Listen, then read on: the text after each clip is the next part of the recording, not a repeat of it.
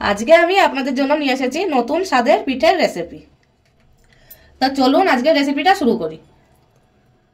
প্রথমে আমি কড়াই বসিয়ে নিয়েছি, আর এই কড়াইতে দিয়ে দেবো 1 কাপ জল।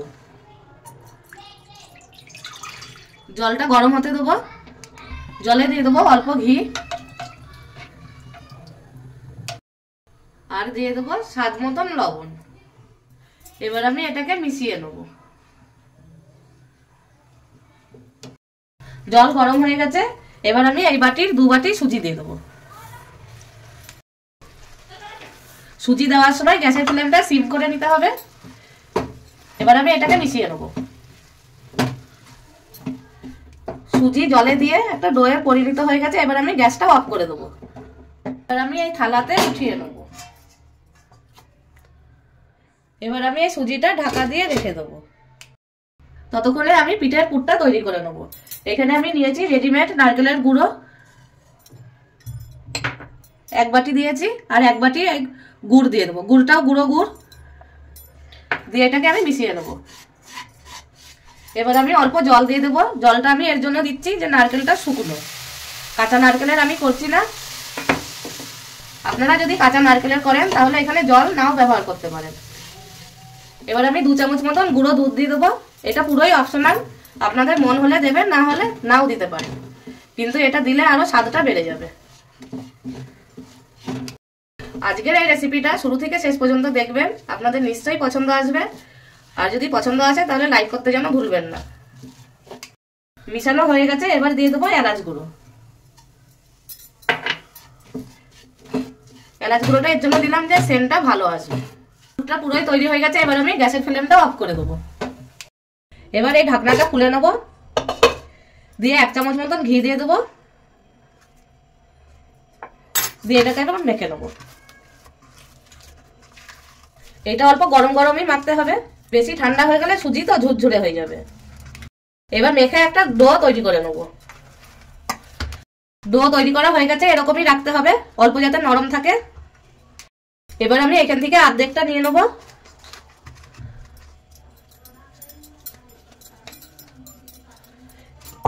দিয়ে এখানে আমি রেখে নেব। হাতে অল্প তেল মাখিয়ে নিয়েছি, এবার এটাকে হাত দিয়ে এরকম চেপে চেপে নেব।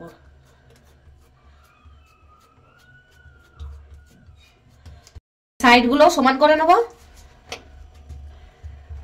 এবার এই নারকেলের পুরটা দিয়ে দেবো। এরকম এক সাইড থেকেই দেবো।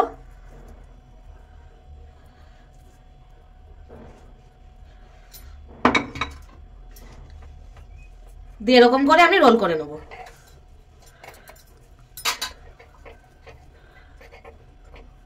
হালকা হাতে খুব ভালোভাবে রোল করে নিতে হবে। এবার এটাকে একটু লম্বা করে রোল করে নেব। হাত দিয়ে এরকম করে দিলেই হয়ে যাবে। আর এই সাইডগুলো এরকম করে দেবো। এই সাইডগুলো সিল করে দেবো।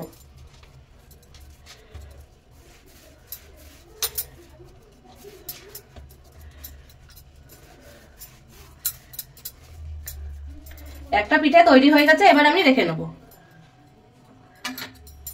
ওরকমই আর একটা তৈরি করে আমি আপনাদেরকে দেখাচ্ছি।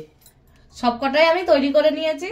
এবার আমি কড়াইতে জল দিয়ে বসিয়ে নিয়েছি, তার উপরে জালিওয়ালা একটা প্লেট বসিয়ে দিয়েছি, আর এই প্লেটে আমি তেলও ব্রাশ করে নিয়েছি। এবার আমি এই পিঠেগুলো দিয়ে দেবো।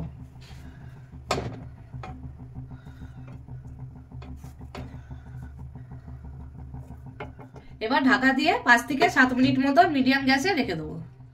5 থেকে 7 মিনিট হয়ে গেছে, এবার আমি গ্যাসটা অফ করে দেবো। এবারে ঢাকনাটাও আমি খুলে নেবো, দিয়ে একটু ঠান্ডা হতে দেবো। ঠান্ডা করার জন্য আমি এবার একটা প্লেটে উঠিয়ে নেব।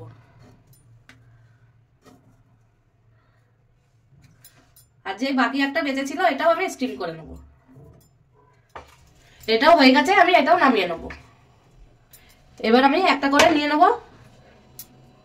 দিয়ে কেটে নেব।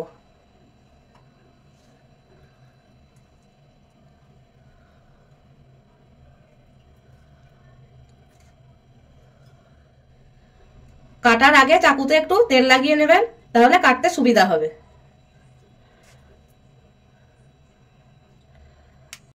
এখানে আমি কেটে নিচ্ছি, আর দেখুন কত সুন্দর লাগছে কাটাটা, আর খুব সুন্দরভাবে কেটেও যাচ্ছে।